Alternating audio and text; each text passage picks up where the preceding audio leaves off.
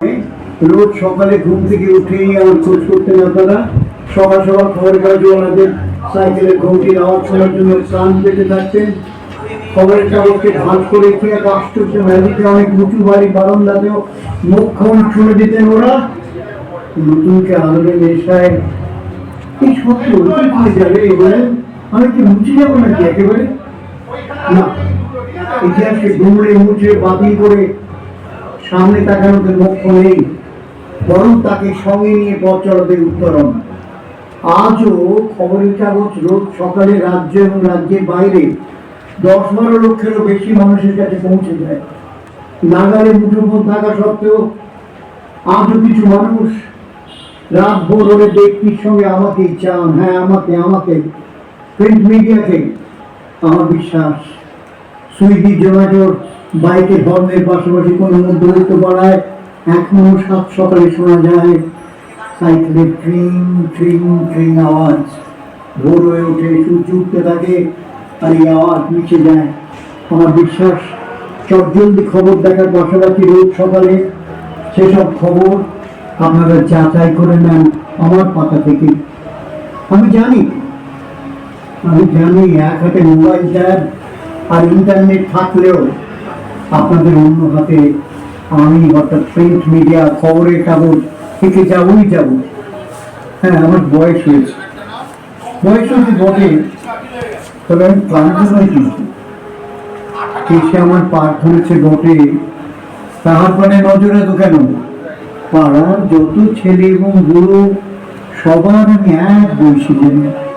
কষ্টে কারো সরল সাদা হাসি, কারো হাসি আঁকি কোণে কোণে, কারো অশ্রু উছলে পড়ে যায়, কারো অশ্রু শুকায় মনে মনে। সবাই মনে করেন ডাকাডাকি কখন সহি পরকালের ডাক। সবার আমি সমান বয়সী যে ছুড়ে আমার চতুর্থ পাক।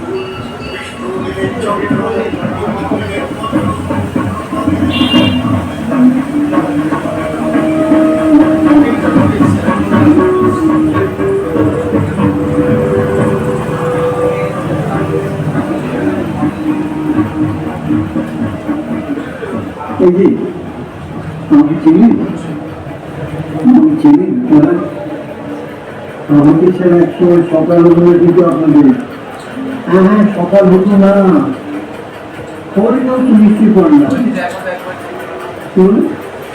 হ্যাঁ, আজকে আমার কত করছি, তাহলে চারপাশে রোজ এই ঘটনার ঘনঘটা সেসবের হালাতে তো কষ্ট করতেছে।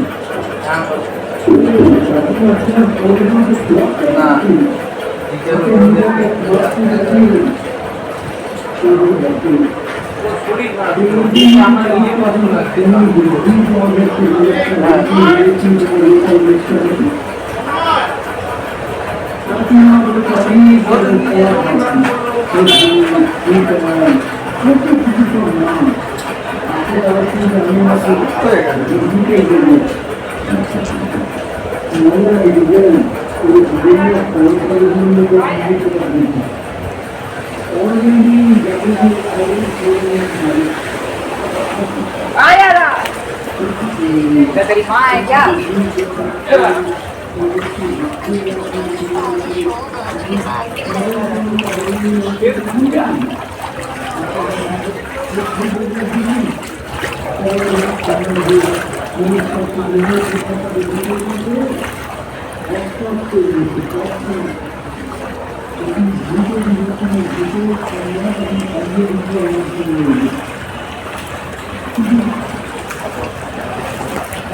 Thank you.